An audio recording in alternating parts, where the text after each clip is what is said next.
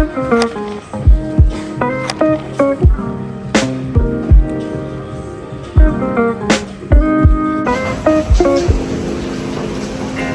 my goodness， 还在下雨，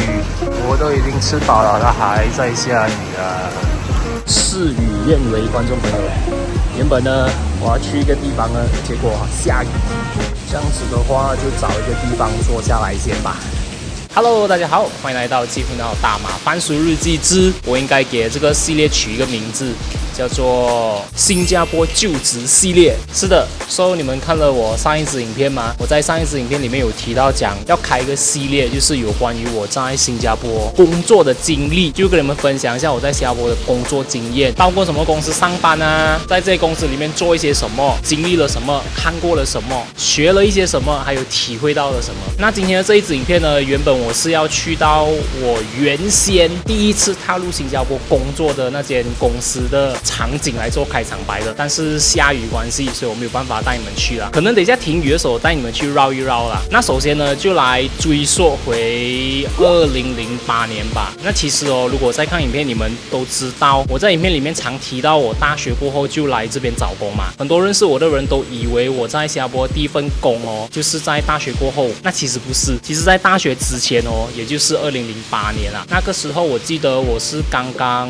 念完我的 STPM， 就是大学先修班。在马来西亚制度，你只要读了大学先修班1年半过后，就开始等成绩。等了成绩过后呢，就可以申请大学啦。那时候我还在等成绩，等成绩的时候，因为我本身算是一个一有假期啦就会去打工的人，那时候就比较有想法了嘛。18、19岁的时候，我就想说，直接来新加坡打工吧。那时候哦，新加坡的兑换率啊，大概是2.4多，对，还没有很高的。所以如果要讲到真正踏入新加坡的那一刻，其实是在2008年。首先呢，就来跟你们讲一下我是如何找到这份工的。那其实在10多年前呢，社交媒体、网际网络并没有很发达，而且不是每个人哦都有手机的。那时候找工方式哦，我最记得的就是我去新加坡买了几份报纸，几乎是一个礼拜买1份啊，然后就带回家去找工。你们知道哦，在报纸的其中一页啊，会有一个找工栏的，我就是从那里找到我在新加坡的第一份工。报纸我没有收起来啦，就这样子联系了 agent 哦，就召集了整辆巴士的人一起去 interview。这个场景我还蛮记得的。interview 过后呢，也很顺利的拿到这份工。我相信你们现在应该很好奇我第一份工是做什么。嚓哒，这个全部呢都是我第一份工的资料，有包括 offer letter 啊、薪水单啊，还有申请 work pass 啊、银行簿子这些种，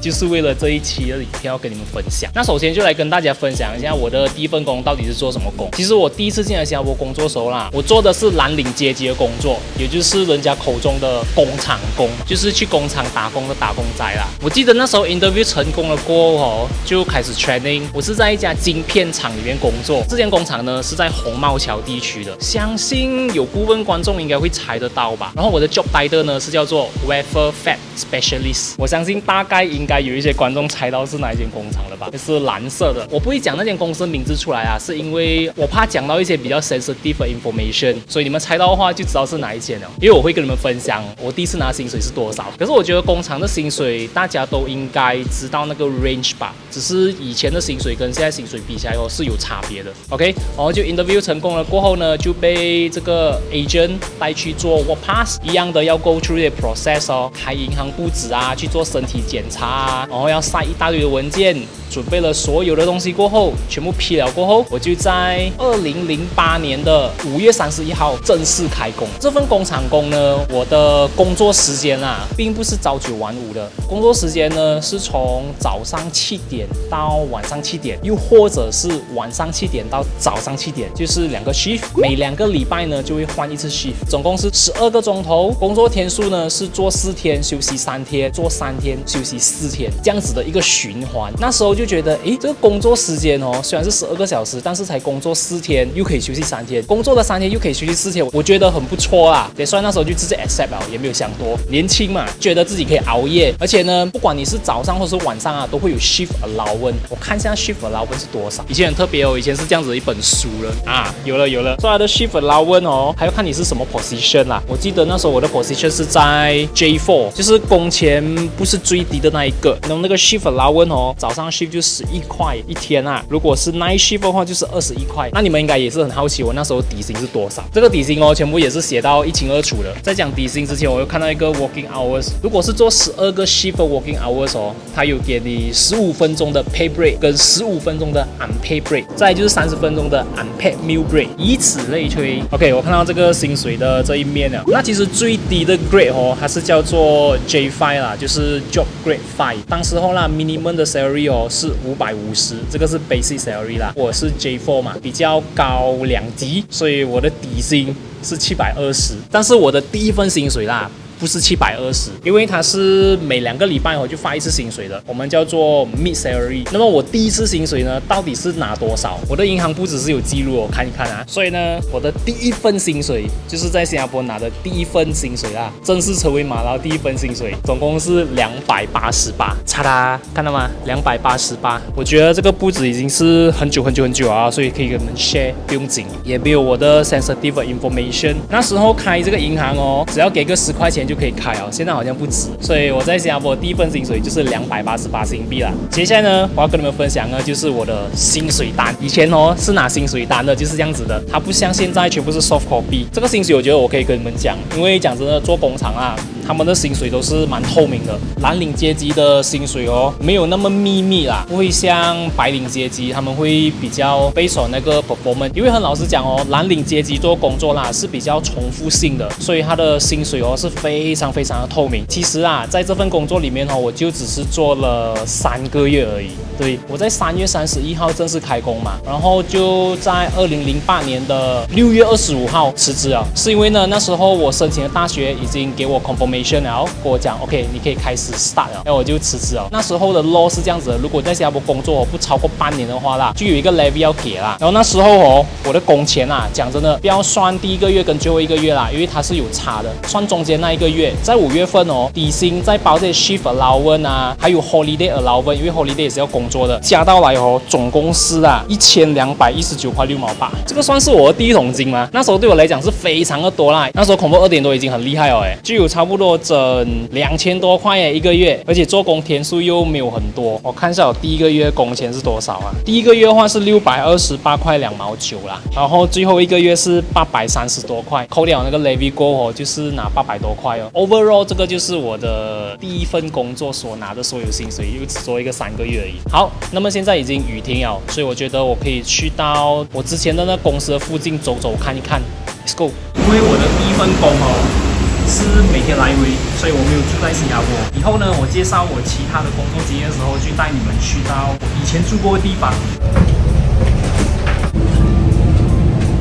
那我之前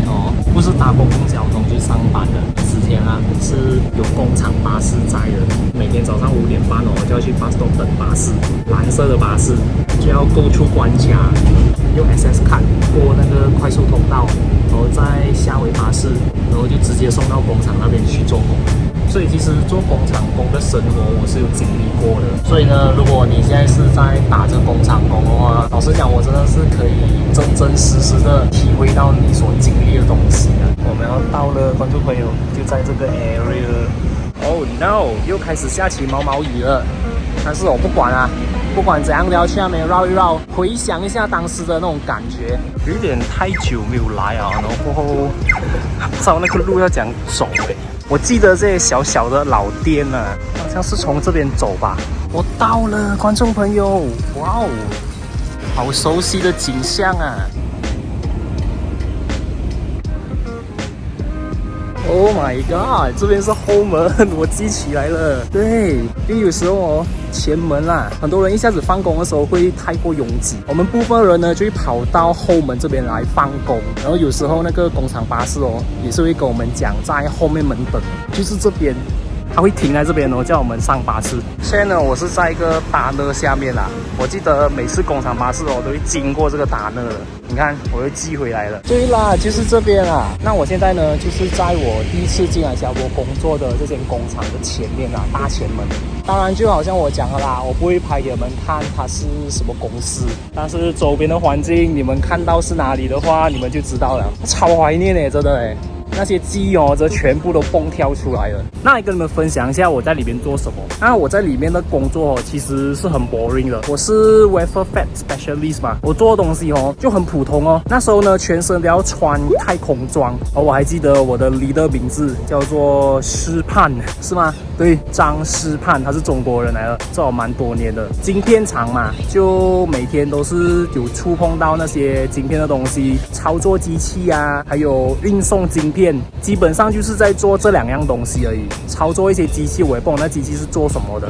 总之就是为了完成一个晶片在生产线里面很前线的工作啊。因为晶片也是算非常的敏感的，而且不可以有细菌，所以我们工作地方是完全真空。进去之前呢，也是要消毒，穿太空装包到密密麻麻。尤其是night shift的时候有时候在送晶片的时候啊，会非常的打瞌睡的。现在又回想起来那个时候的日子。接下来呢，想跟你们分享一下我在这间公司里面学到什么。那时候刚刚进来打工嘛，18、19岁，当时的我跟现在我则是非常的不一样。但是我非常的单纯，除了单纯，我也想不到其他字眼可以去形容当时的自己。现在想回去啊，很单纯，因为其实做的东西都是重复性的嘛，并没有什么技术性可言，只是那时候就尝到了赚新币的甜头。而且从那个时候开始我就有了这个念头，我大学过后一定要回来新加坡工作，应该是从那个时候埋下了这个种子。学到了什么，就可能学会开始怎么样跟人家相处，因为在还没有真正踏入社会之前，只是跟身边人、家人、亲戚、朋友。出来社会过后，跟别人相处是不一样的。那时候就开始认识了一样是从马来西亚过来工作的马来西亚人，每天早上都会一起过关卡来做工。那时候我也不懂什么叫做勾心斗角，只是最记得的一件事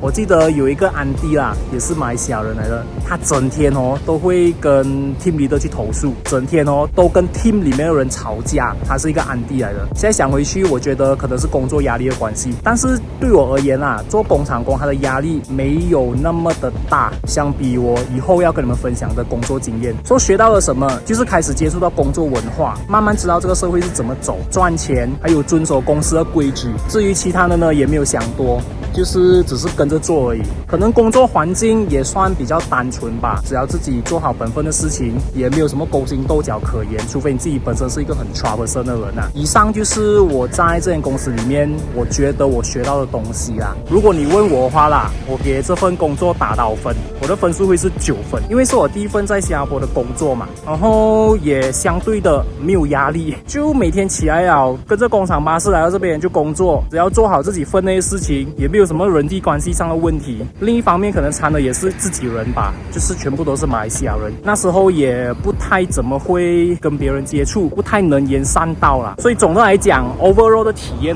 是很好的，又有新币赚，还赚2倍多那时候也没有遇到什么不开心的事情，所以我会打9分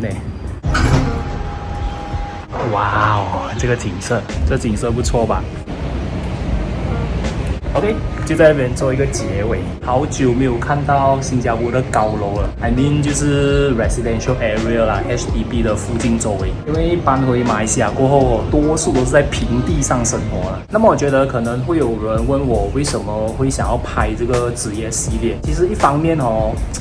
最近我突然想做一些反思，就是我在新加坡工作时候所经历的东西带给我的人生有什么意义。这样讲可能会很深奥啦，但是因为最近发现到一个问题，就是 MCO 过后这2年里我好像对人，我自己虽然是身为一个人啦，但是我对人的信任感好像越来越疏离我想做一个反思，是不是因为我之前的工作，还是我生活里面遇到的这些事情，到底是为什么会让现在我对人存有那么高的一个不信任感？这个是其中之一。因为我想透过去到我以前工作的地方，回想一下当时的情况，为什么会接触这份工作，然后里面发生什么事情，为什么会辞职，是什么原因决定要找下一份工，通过这样子的一个过程去寻找自己内心的答案第二就是呢，我想跟你们分享我在新加坡工作所遇到的点点滴滴。因为很老实讲，我不觉得我在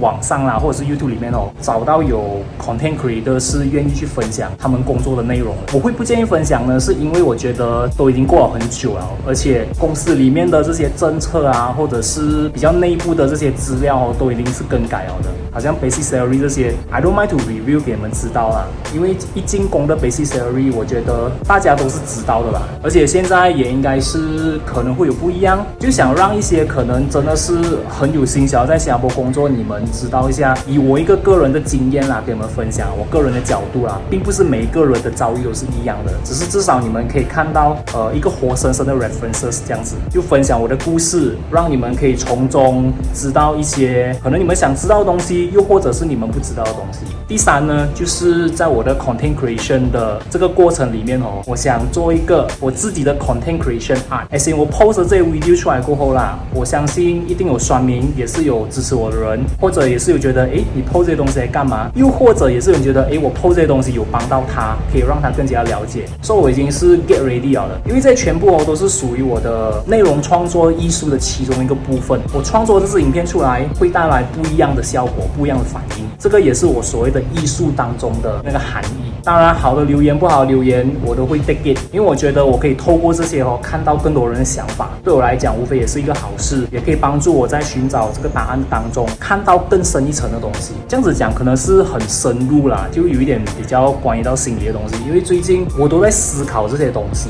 因为我不想变成孤独老人，至少想我整天不出去接触人啊，就是因为我不信任人，然后迟早会变成孤独老人。但是我想讲的是，孤独并不可怕啦，但是你要孤独的快乐。当然现阶段我还不想变成孤独老人我就要寻找这些答案。我想透过我喜欢的方式，而不是我不喜欢的方式，就好像透过我现在自己在做这个内容创作这一块，慢慢去寻找这些答案。经历了那么多，虽然不是讲很老教，但是也是有一些时间了，好不容易找到了一些眉目，知道自己到底是喜欢什么东西的话，绝对不可以放。但是绝对不可以放的过程当中，也是要学会去接受现阶段社会里面的这些生活上的现实层面，这个很重要。Oh my god， 我真是满身大汗因为其实这也是蛮热的。OK， 拉回来，那今天的这个拍摄带给了我什么意义跟什么反思呢？我走回之前我所经过的一些熟悉的街道，那些熟悉感全部都回来了，然后我又把我的脑中的记忆，那时候非常单纯的我，以及跟那时候的人相处的整个画面都调出来。其实我们大脑很强的，它会把所有的记忆存在里面，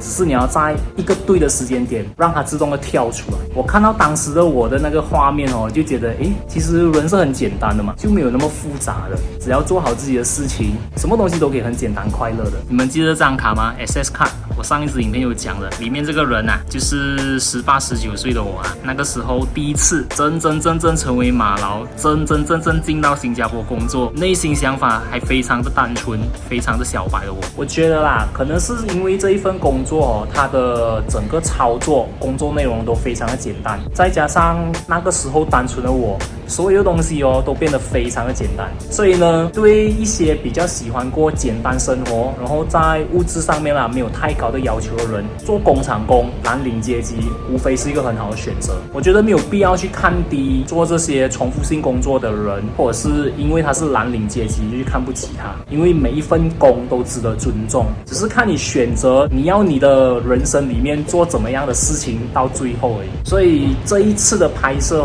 就让我看到了那时候单纯的我的一些想法，我觉得这个就已经达成了我要拍这支影片的目的了。这个是 episode 1过后还有很多的，因为其实我换了蛮多份工，接下来我也会让你们知道一下我在每换一份工当下的心境是为什么想要换工，然后那整个转变的过程是怎么样。这个是第一份工嘛，也不是因为什么大问题，只是因为要去升学，继续我的大学，所以才辞职，并没有什么很 drama 的东西。好啦，所以我觉得今天影片就到这边啦，希望你们会喜欢我的新加坡就职系列，我全部都会放在一个系列里面，这样子的话以后你们想要再看的话就可以去到那个 playlist 里面看。那么如果喜欢这支影片的话，觉得这支影片有帮到你，或者是有给到你一些启发的话，就给我一个赞。我们下一集见，拜。